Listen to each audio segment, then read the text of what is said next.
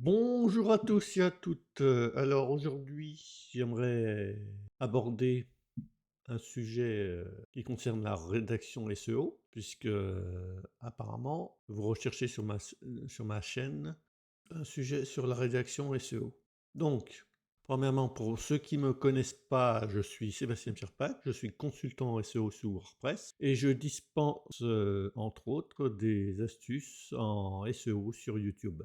Donc aujourd'hui, nous allons attaquer plusieurs aspects sur la rédaction en SEO. Pourquoi s'intéresser à ce domaine déjà?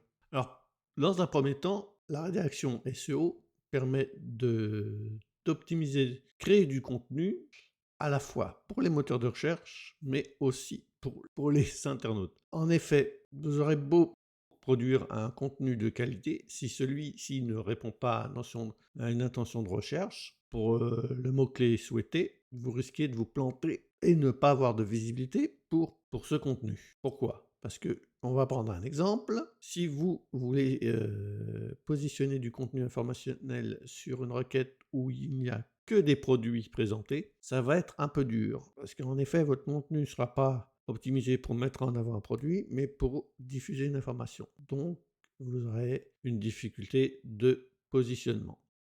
Alors, quels sont les avantages de la rédaction SEO d'un jour? Ben, ça permet de produire du contenu pour un trafic qualifié. Qu'est-ce qu'un trafic qualifié? Un trafic qualifié, c'est le trafic que l'on souhaite, c'est-à-dire que lorsqu'on a créé du contenu optimisé du point de vue SEO, celui-ci attire les bons visiteurs, voire les bons prospects. Par exemple, si vous voulez créer une page produit. Alors, comment utiliser la rédaction SEO pour attirer plus de trafic qualifié? Tout d'abord, une fois qu'on a l'idée de produit, d'information à véhiculer, il faut faire une recherche de mots-clés. Je vous renvoie sur ma playlist correspondante pour plus de détails à ce sujet.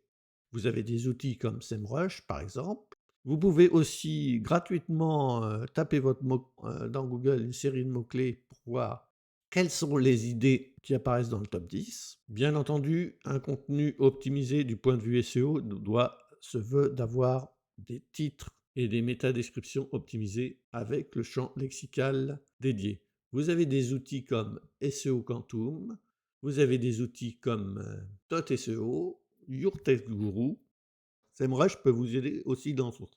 Un contenu qui bénéficie des avantages du point de vue SEO a un plan bien structuré, avec un balisage du point de vue HN, c'est-à-dire des intertitres bien hiérarchisés, du niveau 1 jusqu'au niveau 1, 2, 3, 4, voire 5 ou 6 dans certains cas. Mais en général, ça va jusqu'au quatrième niveau. Lorsque vous utilisez les mots-clés dans votre texte, ne les mettez pas en début de texte de manière brute, sans faire des phrases correctes.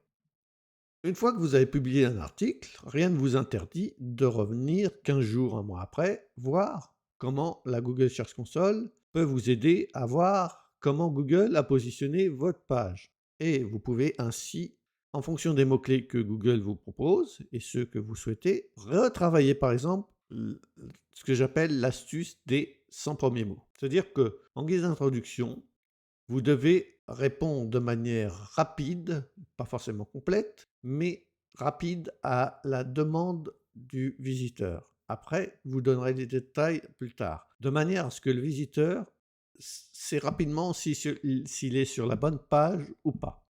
Sinon, c'est peine perdue. Autre élément, lorsque vous créez du contenu, n'oubliez pas d'inclure des liens internes et des liens externes pour sourcer votre page. Pourquoi des liens internes? C'est pour le maillage interne. Google aime bien que l'on relie des articles similaires entre eux, d'une page A vers B et d'une page B vers A, avec des encres de liens variés, pas toujours les mêmes, sinon on risque de pénalité. Il ne faut pas oublier que dans la rédaction web SEO, ce processus inclut l'optimisation des images avec la balise de texte alternatif et aussi le titre de l'image, la balise title. Ne pas confondre les deux.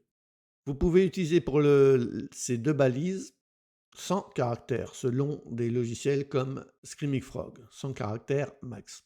N'oubliez pas, si vous voulez aussi augmenter vos chances de positionner sur les bons mots-clés votre contenu, celui-ci doit être unique, apporter un minimum d'informations, même s'il est commercial, et surtout engageant.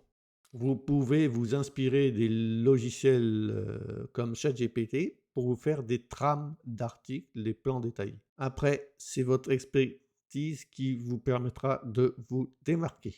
Je pourrais continuer à vous donner des conseils, comme par exemple publier régulièrement du contenu frais et actualisé, parce qu'avec les dernières Google Updates, Google met encore mieux en valeur le contenu frais et actualisé. Par exemple, le contenu de 2023 commence à diminuer en termes d'impression et de clics dans la Google Search Console pour les sites d'actualité. Le contenu frais de 2024 est en général le plus visible.